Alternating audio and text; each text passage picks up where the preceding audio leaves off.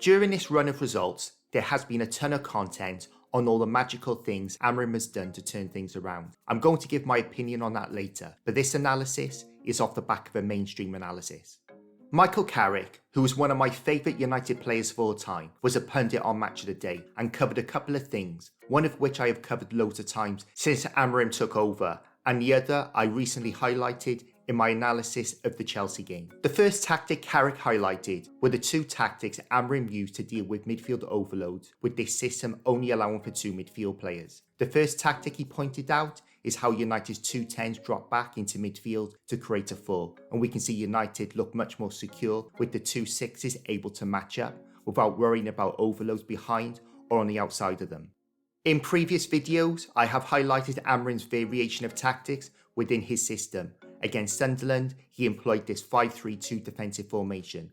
The front two alternated to mark Xhaka depending on which side of the field the ball was on, and Mount dropped back into midfield to create a 3 to enable United to deal with these two players who take up similar positions to United's 10s. We saw the same defensive system against Arsenal to combat the inverting Calafiori, overloading our two 6s. Again, I highlighted this in a previous video.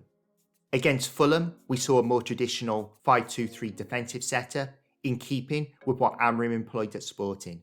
And in that analysis, I highlighted how Fulham were able to overload our midfield. And then the introduction of the miracle that was the 5-4-1 against Liverpool that I also analysed. Well, I say introduction tongue-in-cheek because we saw it against City in the derby, which I also analysed. But because City handed us our backside, it wasn't heralded as a miracle tactic. Bringing it back to the Brighton game, the reason I pointed that lot out is because the reality is, in terms of defensive setup, tactically, we haven't seen anything new recently.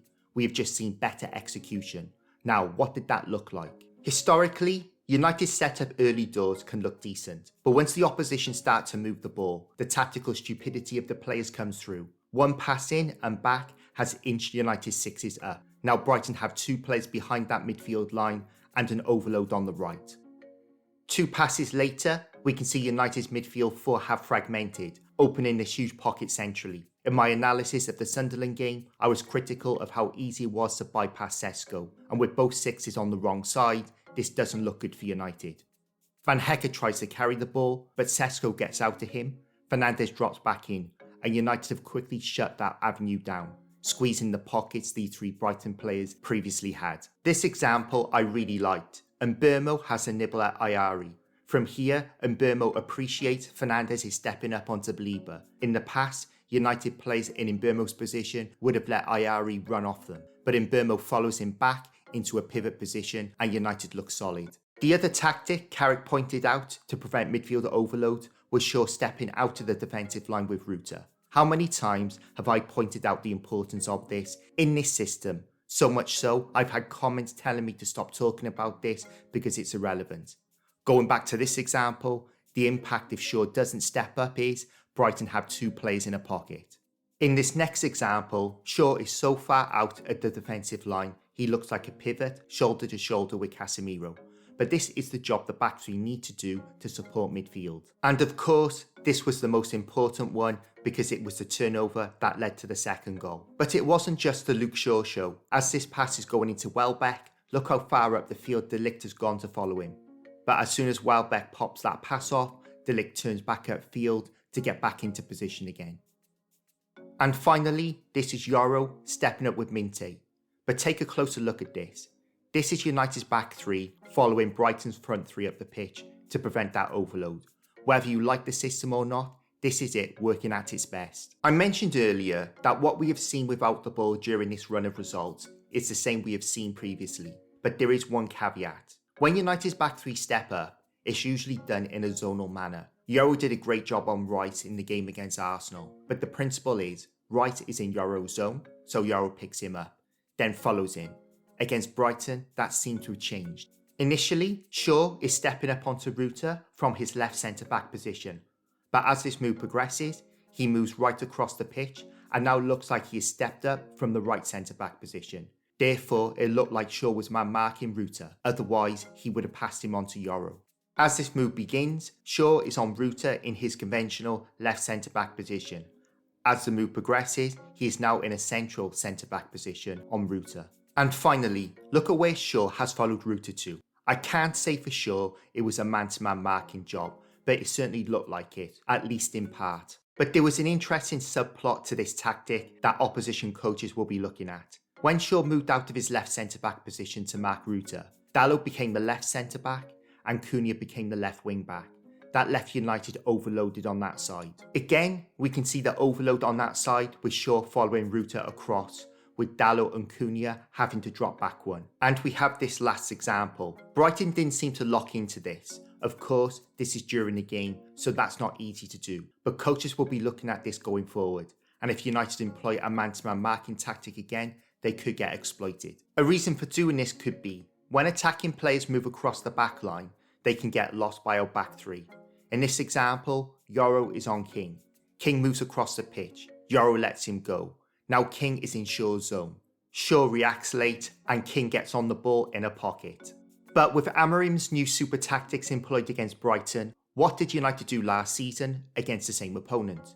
Well, they defended with a 5-4-1, with centre-backs stepping up to stop midfield overloads.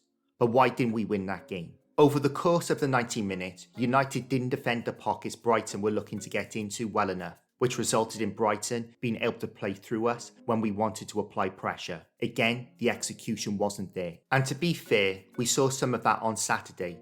Ruta and Welbeck in pockets with no one picking them up, and they break United's midfield line. At this point, United are matched up, but then Fernandes moves up onto Ayari as Sesko moves up onto Belieber, leaving Ruta free. But De Ligt is there, so it shouldn't be a problem. As the move progresses, De Ligt hasn't gone with Ruta and he gets on the ball in this pocket. Ruta carries the ball to this point, and this is typical Fernandes, watching a player sneak into the box. He reacts late and Welbeck gets the shot off. The other aspect of the game Carrick highlighted was the position Fernandes took up in advance of Casemiro. I highlighted this in my analysis of the Chelsea game. To allow Sesko to push up as a 9, Fernandes was taking up the type of false 9 positions Cunha was getting into to create connections with the 10s. And this was a great move. As the ball goes into Fernandes, this is a typical position Cunha would be in when he plays as a 9. It's a great turn, and Fernandes now has this connection with Mbeumo, with Sesko missing a good chance. The devil's verdict is, this video wasn't about me being a smart ass, highlighting previous analysis identical to Carrick's. It was about highlighting the clickbait garbage from content creators that has portrayed Amorim to have done something different. By doing that, it justifies their initial criticism of him because they believe he changed. And because they believe he changed, they will take credit for putting pressure on him through whatever platform they have. The fact is, all season, Amorim has displayed tactical flexibility within his system and has employed various tactics to combat our opposition. This clearly manifests from him and his coaching team conducting detailed analysis into the teams we play. I think it's safe to say that didn't happen last season. That doesn't mean I think he will be successful, or the people that criticise him are wrong. It's about opinions. But if you were anti-Amorim before these wins, you should still be anti-Amorim because nothing has changed. The players are doing what they always do. Play disgraceful football, get stick, uplift for a while, and then repeat. Can the players sustain this? Time will tell. I think we are 4 players away from turning this team around. We need 2 quality wing backs and 2 6s. But I said at the start of the season, top 8 with 60 points will be big improvement and should get Amorim another season. Thank you for watching, and I'll see you in the next one.